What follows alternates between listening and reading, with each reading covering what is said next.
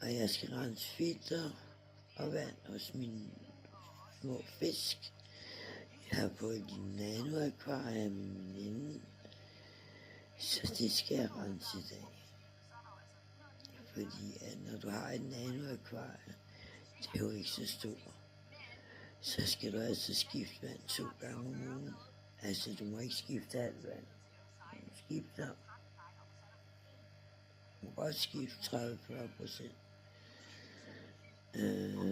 Fordi ellers så det bliver beskidt i løbet af no time. Det er jo ikke ret stort. Det er på 20 liter, så har jeg så et andet, jeg skal have på 30 liter, så det bliver lidt større. Men det er bare sådan lidt hyggeligt med sådan nogle små nogle zoomaller og nogle snegl. Og så skal jeg have nogle rejer nu her.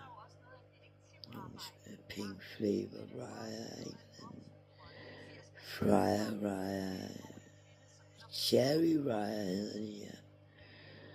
Så nu må vi se, hvordan det går.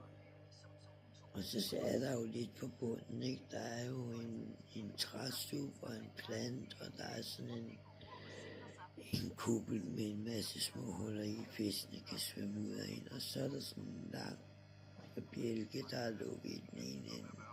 Og så sådan noget, jeg kalder rustmetal, hvor zoomallerne godt kan lide at holde til. Og så skal varmelægget være der, pumpen, filteret, og så kan I godt se, så er det begrænset, hvor meget plads der er. Så men det er hyggeligt lille akvarium.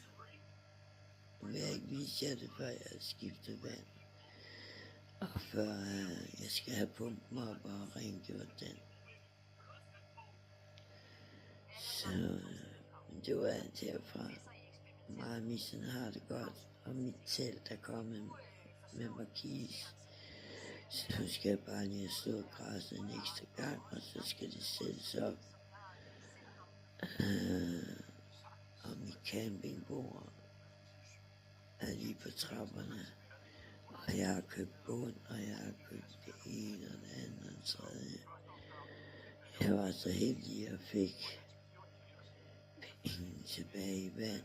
Så jeg har også købt en stor LED-parasol og vægtfod og hist op og komme herned. Og alt det, jeg skal bruge til tilbehør, pløkker, strømper, alt muligt. Magneter til at hænge en ventilator op, og med nødlys og vågelys og med nødpowerbank